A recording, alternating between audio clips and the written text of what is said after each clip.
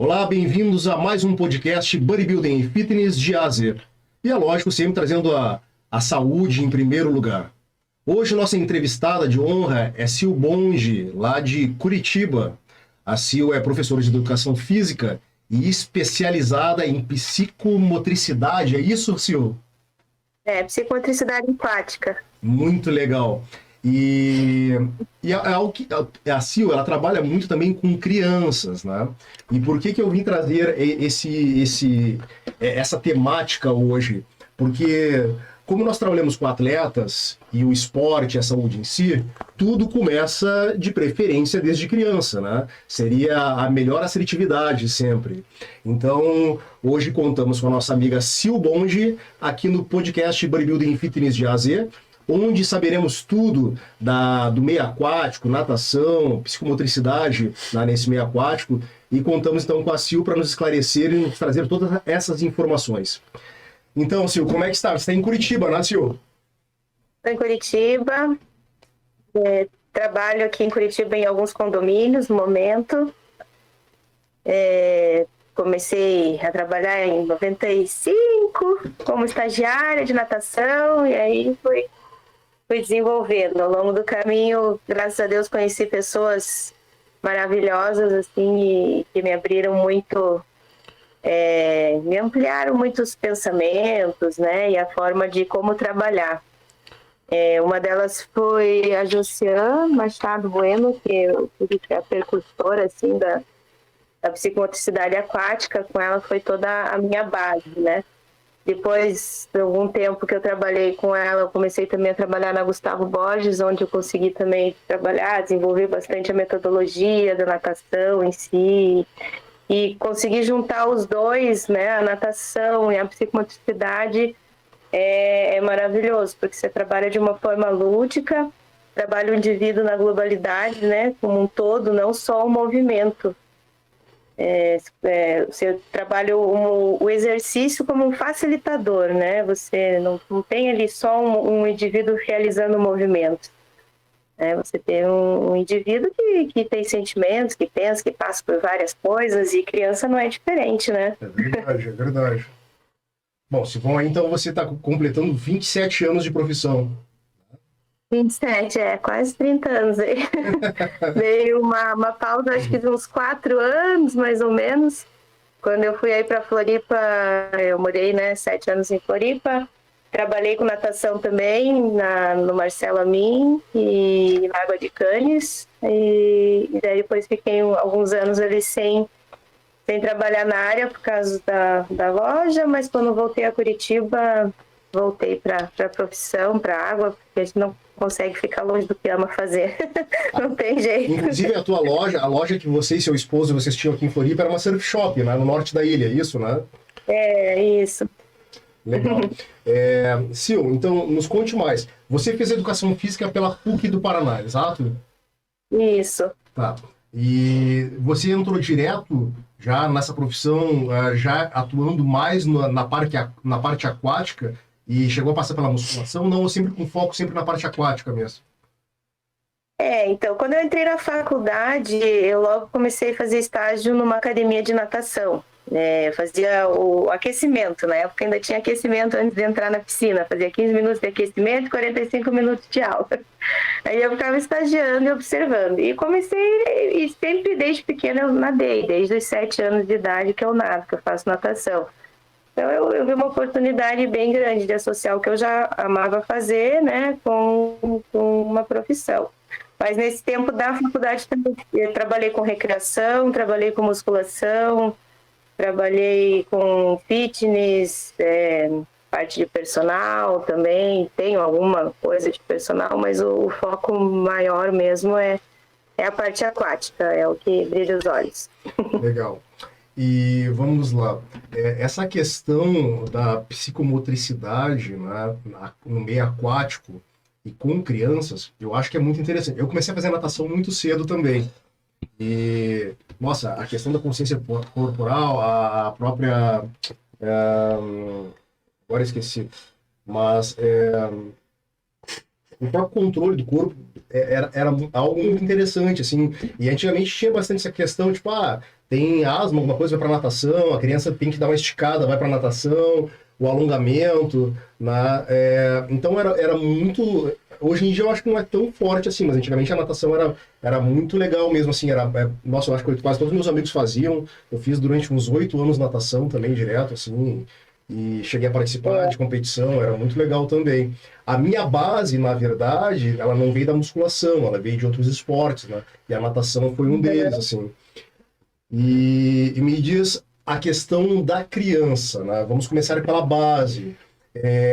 O que você tem a dizer sobre a natação, né? Os benefícios que ela traz à criança?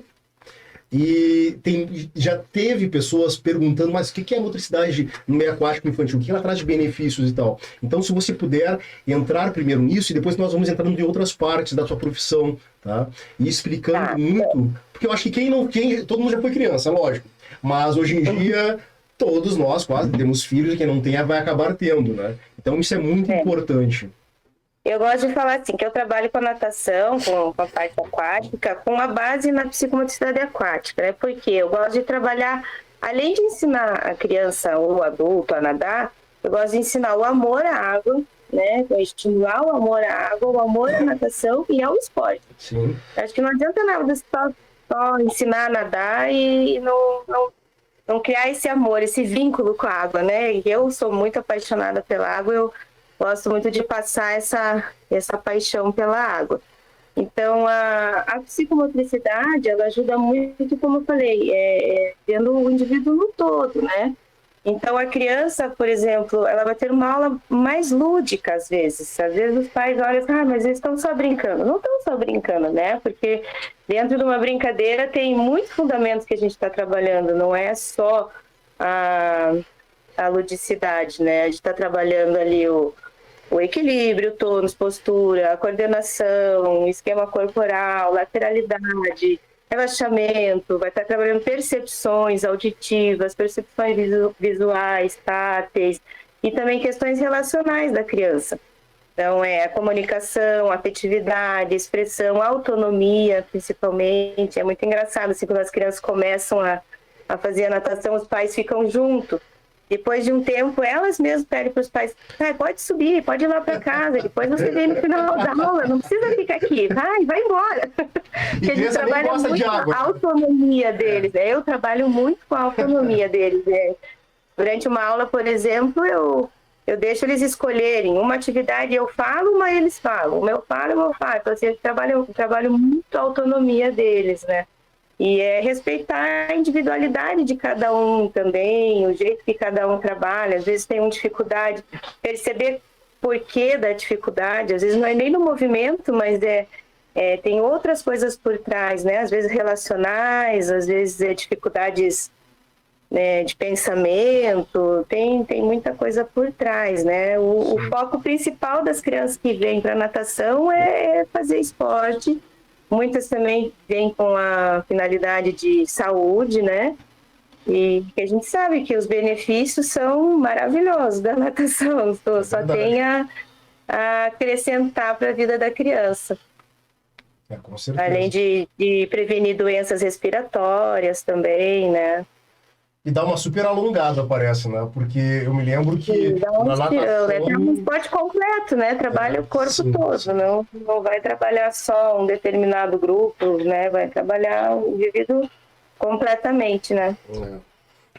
E é uma forma lúdica, então a criança aprende brincando. E, Sil, me diz uma coisa, você trabalha ali, qual é a idade que as crianças entram, que você começa a atender as crianças? Eu começo a pegar criança de 3 meses, a primeira vacinação completa. Tem crianças que tem alguns médicos que já estão liberando antes até da primeira vacinação completa, 3, 4, 5 meses, mas eu prefiro que tenha 5, 6 meses da primeira vacinação completa, já pode ir para a água. E aí, com bebês, a gente trabalha bastante a estimulação, né? Estimulação de braços, pernas, estimulação de respiração, estimulação motora, coordenação, balanços, lateralidade, fortalecimento muscular, Bebê até mais ou menos um ano e pouquinho, basicamente a estimulação. E aos poucos eles vão fazendo também. É uma aula que precisa de rotina, né? Todo bebê precisa de rotina e na aula de natação não é diferente, até para eles entenderem que é uma aula. Então é uma aula que começa sempre com a mesma música, depois vai para o próximo exercício. O começo, principalmente, é bem rotineiro. Assim, eles já vão, agora o macaquinho, eles já sabem tudo que é para fazer. Daí depois, no final, eu diversifico um pouco mais. Sempre tem hora da brincadeira, eu levo brinquedos, eles podem brincar com os brinquedos também. É a hora mais esperada da aula, né? Para brincar com os brinquedos. Eu não esperava que fosse tão cedinho, assim, 3 mesinhos de idade. Nossa, bastante mesmo. Nossa, bem bacana. E me diz o seguinte, dentre esses benefícios para... você trabalha com... Eu nem sei como trabalhar uma criança de 3 meses de idade, né? Nossa, tipo... não... É estimulação, né? E o principal também de bebês, assim, para começar a nadar, é o foco da segurança. Quanto antes eles aprendem a nadar, melhor. Prevenção, né? Prevenir acidentes. Então, quando a gente pega bebê, assim, muitas vezes a gente tem que ensinar os pais também como se portar dentro da água, com a criança, as empunhaduras, como segurar embaixo do bracinho, embaixo da barriguinha. Muitas vezes a gente não sabe nem como fazer, né? Então a gente tem que estar dando toda essa orientação também. Tá, então... E professor de natação de bebê é muito importante saber toda a parte de desenvolvimento infantil também, né? O que cada criança faz em cada fase. Chega um bebezinho de 7 meses, o que o bebê de 7 meses faz? Tá certo, não tá certo? Ele tá atrasado, não tá? O professor de natação também é muito importante, porque olha o bebê geral. Então, se você conhece toda a fase de desenvolvimento da criança, você pode ajudar até alguns pais que tem uma criança que está com um atraso de desenvolvimento, um atraso motor. E através da natação a gente vai estimulando esse fortalecimento muscular até na hora de começa a sentar, que começa a andar. Tem exercício que a gente faz na barra, assim, segurando a barra, de fortalecimento de escápula, que vai ajudar depois para ele ficar de pé, né? Exercício de barriguinha para cima, fortalecimento de pernas, que trabalha o core, que vai fazer o fortalecimento abdominal também, porque vai ajudar ele na fase do sentar, depois na fase de ficar de pé, de caminhar.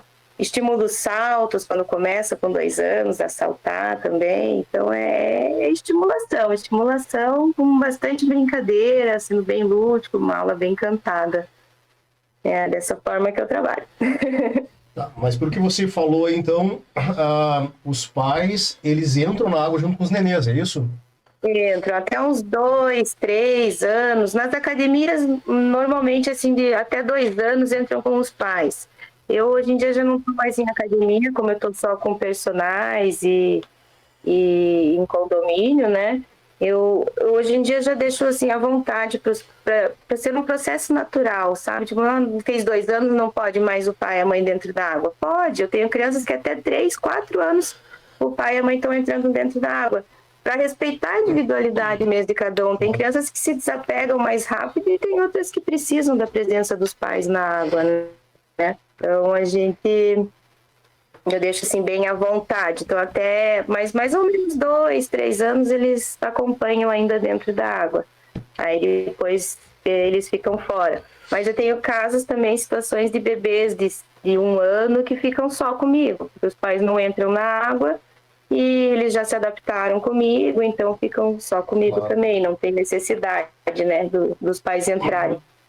Aí depende de cada caso, depende de cada um. E às vezes os pais se sentem mais seguros de ficar só comigo, às vezes os pais se sentem inseguros de pegar, de mergulhar. Muitos pais não gostam de mergulhar os bebês com receio, né? De se afogar e tal. Aí eu já tô acostumada, eles preferem. Então, eu já dei aula de hidro, já dei aula de natação também no passado, há muitos anos atrás, e eu já trabalhei com crianças. Mas não tanto quanto você pegar tão pequenininhos, né? Já pegava maiorzinhos já. E eu acho que era tipo acima de 7, 8 anos. Eram meninos já, meninas, mas não eram tão pequenininhos.